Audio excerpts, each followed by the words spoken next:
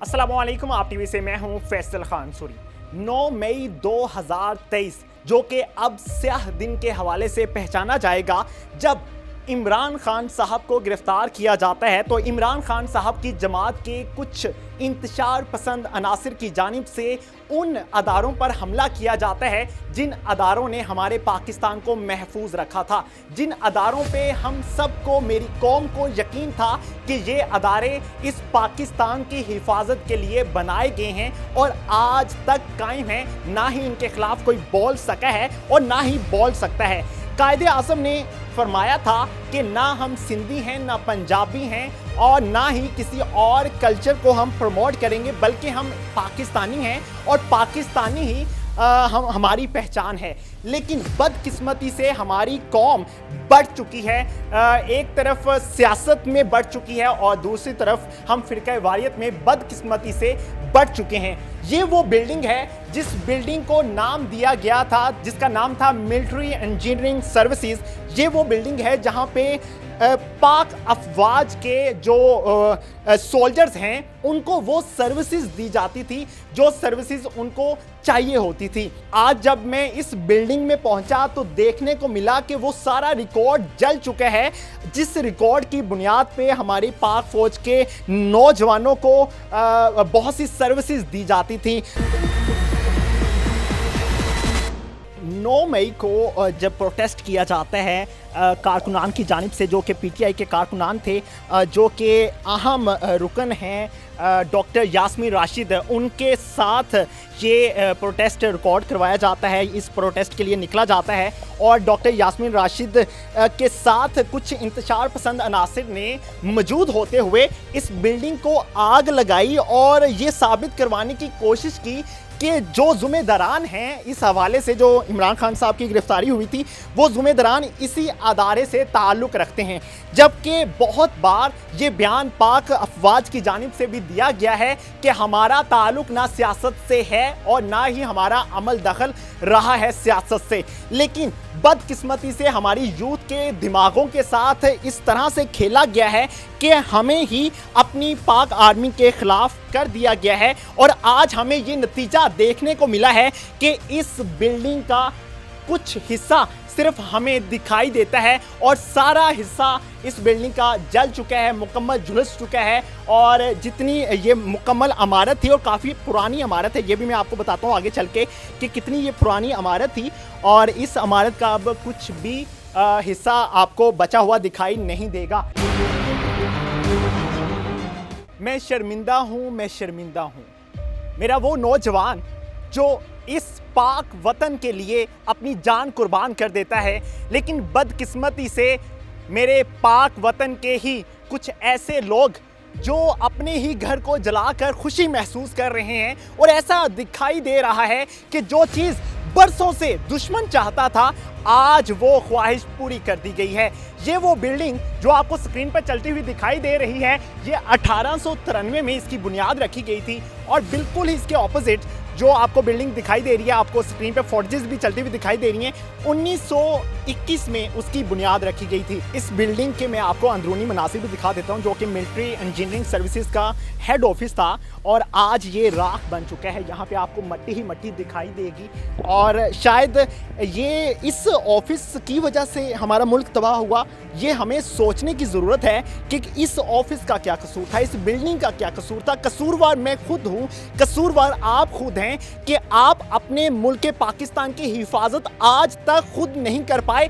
हमने उन लोगों के हाथों में अपने मुल्क पाकिस्तान को सौंप दिया जो हमारे मुल्क को तबाह बर्बाद करके कह के लगाते हैं और साथ में जब इनकी बैठक होती है, जब साथ में इकट्ठे होते हैं, तो इस कौम का मजाक बनाया जाता है और कहा जाता है कि इस कौम को पागल बनाना हम ही से सीखा जाए, चूंकि हम बआसानी इस कौम को पागल बना लेते हैं। पाक फौज जिसको हर नौजवान, हर बच्चा, हर बूढ़ा जो सैल्यूट करता था, उसको गंदा दिखाने के लिए ये सब कुछ किया गया। लेकिन मेरे दिल में और आपके दिल में पाक फौज के बारे में, पाक फौज के हवाले से कल भी मोहब्बत थी, आज भी मोहब्बत कायम है, चूंकि ये वो वाहिद अदारा है जो करप्शन से पाक है, जो बददियानती से पाक है। ये वो मट्टी जहाँ पे पाक फौज के अफसरान रहा करते थे, इस मिट्टी को चूमने का दिल चाहता है। ये वो नौजवान है जो अपने घर अपनी माँ को अकेले छोड़कर आ जाते हैं सिर्फ इस मुल्क पाकिस्तान की हिफाजत करने के लिए। ये वो नौजवान है जो अपने घर में अपनी बेटी को अकेले छोड़कर आ जाते हैं और वो बाबा बाबा करती रहती है, रोती है, तड़पती है और कहती है कि बाबा आप मुझसे मिलने क्यों नहीं आते। लेकिन बाबा कहते हैं कि पाकिस्तान मुझे तुझसे ज्यादा अजीज है।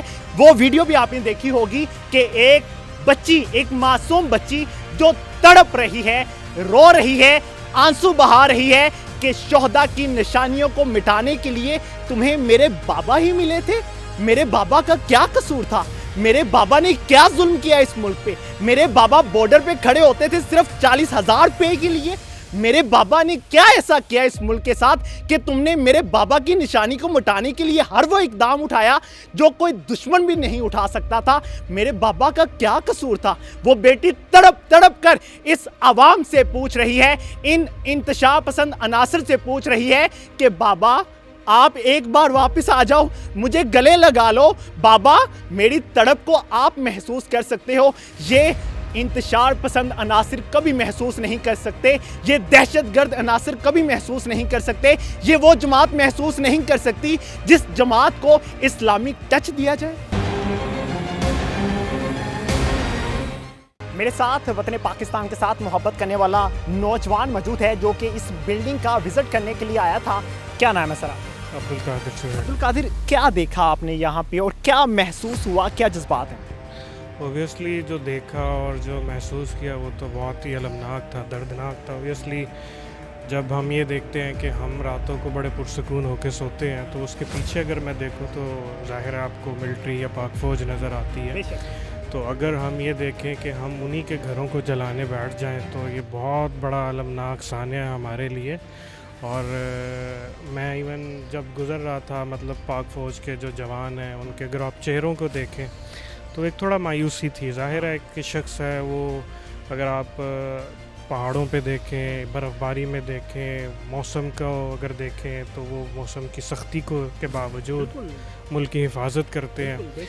और हम उनके साथ क्या कर रहे हैं या हमने जो कुछ किया, ठीक है पॉजिटिव या आप नेगेटिव हो सकते हैं, आपको इख्तलाफ हो सकता है, लेकिन उसका कतई मतलब ये नहीं है कि आप एक मुल्क के इदारा जो आपकी हिफाजत करे आप उसके ऊपर चढ़ दौड़ें और इस तरह उसको ह्यूमिलिएट करें कि आपका दुश्मन जो है वो इस पे खुश हो। अभी मैं पहुंच चुका हूं जना हाउस में। ए जना, ए मेरे कायद, हम अफसुर्दा हैं, हम अफसोस के सिवा कुछ नहीं कर सकते। हम तेरे घर को नहीं बचा सके, हम इस मुल्क पाकिस्तान को किस तरह से बचाएंगे?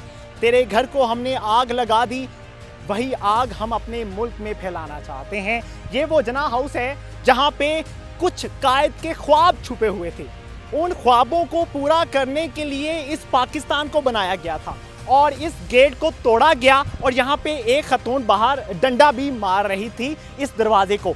जैसे ही वो इंतशार पसंद अनासिर अंदर आते हैं और इस गाड़ी पे, ये जो आपको दो गाड़ियाँ जली हुई दिखाई दे रही हैं, इस गाड़ी के शीशे तोड़े जाते हैं पहले और फिर बाद में आग लगाई जाती है। और जैसे इंतशार पसंद अनासिर अंदर आते हैं, अंदर दाखिल होते हैं, तो यहाँ से इस बिल्डिंग के अंदर जो भी सामान दिखाई देता है उस सामान को आहिस्ता आहिस्ता उठाना शुरू कर दिया जाता है। ये वही घर है, ये वही हाउस है जहाँ से मोर भी उठाया गया था और नौजवान की जानिब से कहा गया था, ए मेरे पैसे दा तो मैं चौक के लेके जा रहे हैं। ये उस नौजवान के बकौल था।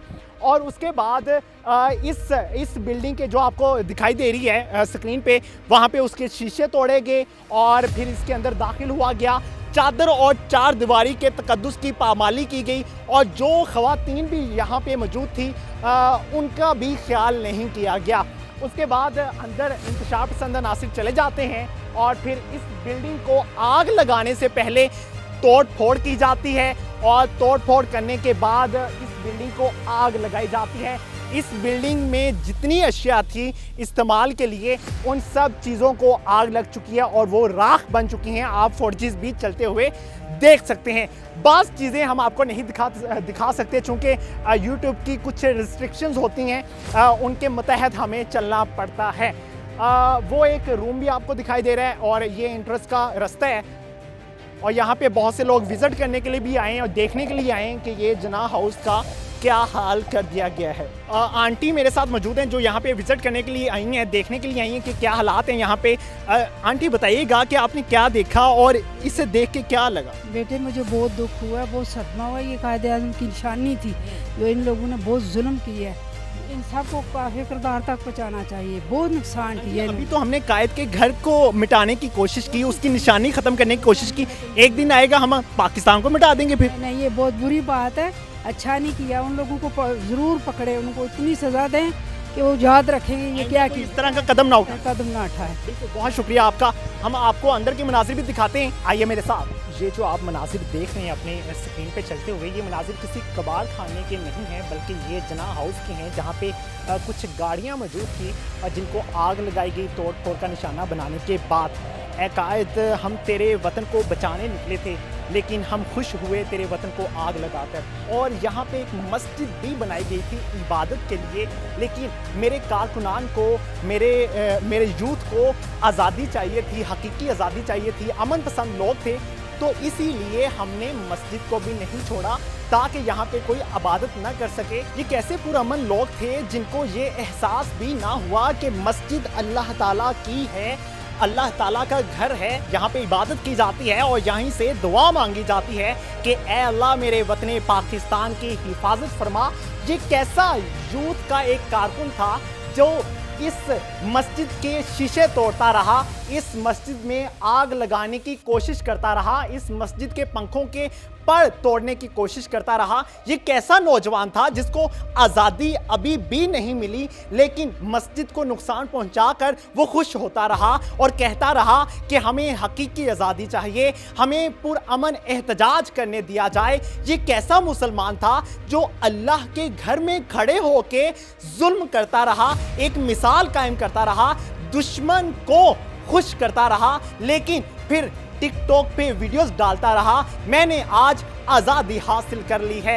ये कैसा नौजवान था जिसको ये मालूम नहीं कि इय्याका नअबुदु इय्याका नस्तईन का मतलब क्या है, जिसको ये मालूम नहीं कि हम यहाँ पे नमाज पढ़ने आते हैं, जिसको ये मालूम नहीं यहाँ पे जो रहायशी थे वो आपके वतन पाकिस्तान के मुहाफिज थे, जिसको ये मालूम नहीं कि हम इन्हीं की वजह से महफूज हैं, जिसको ये मालूम नहीं कि इनकी कुर्बानियों की वजह से ये मुल्क पाकिस्तान हमने हासिल किया था, जिनको ये मालूम नहीं कि इस घर की क्या पहचान है। एक बड़ी सी तख्ती इस घर के बाहर लगी दिखाई भी दी होगी उस नौजवान को, उन इंतशार पसंद अनासिर को जिन्होंने ये पढ़ा होगा जना हाउस, लेकिन जना हाउस को आग लगाकर वो खुशी मनाता रहा और घर में अपने माँ बाप को कहता रहा कि मैं हूं कप्तान का वो कारकुन जो कप्तान के साथ खड़ा हूं और आज़ादी लेकर ही घर वापस आऊंगा।